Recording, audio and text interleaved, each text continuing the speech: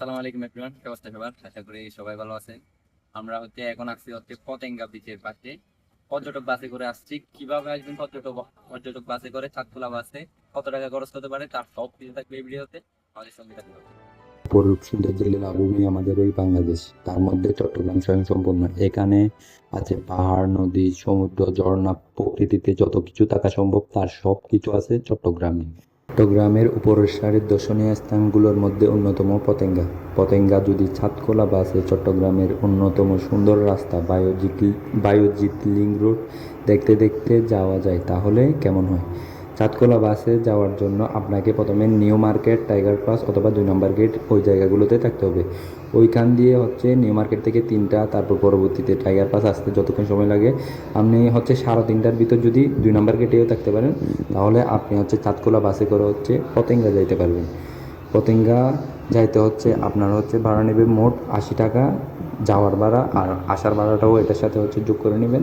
তারপর ওইখানে গিয়ে খাওয়া দাওয়া যদি করতে চান, বিশেষ আশেপাশে অনেকগুলো হোটেল পাই যাবেন, ওখানে খাওয়া দাওয়া করতে পারেন। হেই, আমরা এখন দাঁড়ায় আছি পতেঙ্গা বিচের একটা চর উঠছে এখানে। একটু ঘুরে দেখা, আমাদের চারপাশে সবগুলো পানি, পানির মাঝখানে চর। এরকম বাতাস, সমুদ্রের ফ্রেশ বাতাস। এখানে ওই যে উপরে উপরে দেখে ওই যে প্লেন যাচ্ছে। হ্যাঁ, সবগুলো একসাথে নিতে গেলে আপনার রাস্তা হবে পতেঙ্গায়। আরো একটু দেখাই, ওই যে আমাদের এই পাশে দেখতে পাচ্ছেন জাহাজ, তারি তারি ভাবে দাঁড়ানো। দেখতে হলে আপনার রাস্তা হচ্ছে পতেঙ্গায়। আয় ভাই ঘুরে যান। এই যে পতেঙ্গার আছে, এই পতেঙ্গার অনেকগুলো ইতিহাস আছে। এই ইতিহাসগুলো নিয়ে আমরা পরবর্তী আরেকটা ভিডিওতে আপনাদের বলে দিব। আপনারা অবশ্যই কমেন্ট করবেন, 10টার বেশি কমেন্ট পাইলে আমি ইতিহাস সম্বন্ধে আরেকটা ভিডিও বানাবো।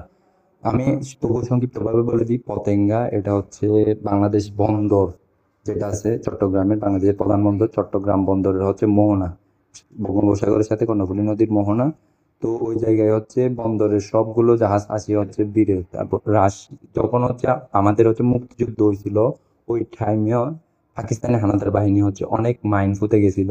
তো এখানে চট্টগ্রাম বন্দরে একটা অনেক বড় অপারেশন হয়েছিল। ওই ওই অপারেশনে অনেকগুলো মাইন ফুটে গেছিল। ওগুলো রাশিয়ান আর্মি আসি পরবর্তীতে ওই মাইনগুলো উদ্ধার করে। মাইন উদ্ধার করতে গিয়ে অনেক রাশিয়ান আর্মি মারা যায়।